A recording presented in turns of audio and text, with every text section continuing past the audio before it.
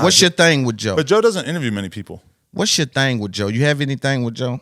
No. Joe Let's is go kinda back like to the line. to me, where it's like, Joe's way better at that. Okay, but he barely interviews people, and he would acknowledge that. He does like less than one interview a month. He's interviewing his friends. Well, he talks to his friends, yeah.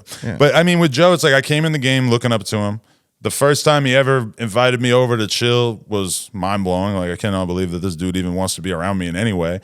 And I didn't take. I mean, one thing I think a lot of people miss from the Joe Budden thing is that as soon as that shit ended, everybody's laughing, smiling, patting each other on the back. That's why I'm wondering, is this fake media shit, like, is that happening with that? Because that's fake media shit. I wouldn't even say it's fake. It's just that it's like an acknowledgement that we all know what we're doing when we're on camera. Yeah. Right. And that and I can agree with that. And a lot of people, this is not unique to hip hop, because a lot of times I've heard about like left-wing politicians and right-wing politicians and people who are writers who are left-wing Democrats or right-wing Republicans, and they'll be at these conferences and they'll see each other, and sometimes they'll actually say to each other like, "Oh yeah, we should collab. Like we should yell at each other on Twitter, or do a stream or do an interview where we basically just like completely bitch at each other and dehumanize each other." Yeah. But that's like working together. So the thing with Joe, like, there's definitely probably a lot of moments where you could look at that in isolation and be like, "Damn, this motherfucker hates Adam."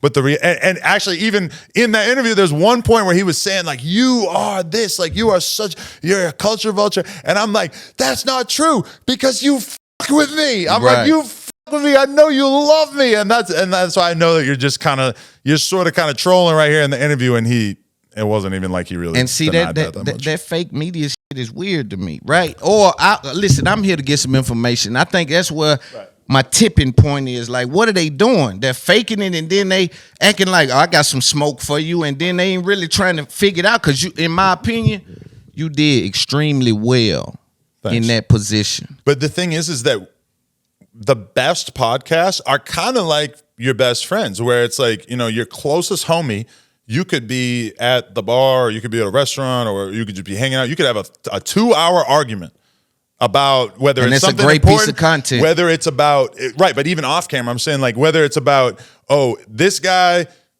beat up his bitch and then this happened and that he should have done this and he should have done this or whatever, or it could be some shit that's more lighthearted, like, oh, some relationship shit, whatever. You could have a 2-3 hour argument where you're calling each other names and you're screaming on each other and getting super into it, and then at the end of it, you're still just friends, right? Right. And that's kind of like, even though I barely fucking know the other guys on the Joe Budden podcast besides Joe, that's kind of how it felt. It was like, hell yeah, we just made some dope content. Realistically, we pretty much believe everything we said, but also, fuck yeah, let's go outside and smoke a cigarette. Let's chill. Like, who cares? That's dope, right? I just had Maul on, and he said a lot about Joe.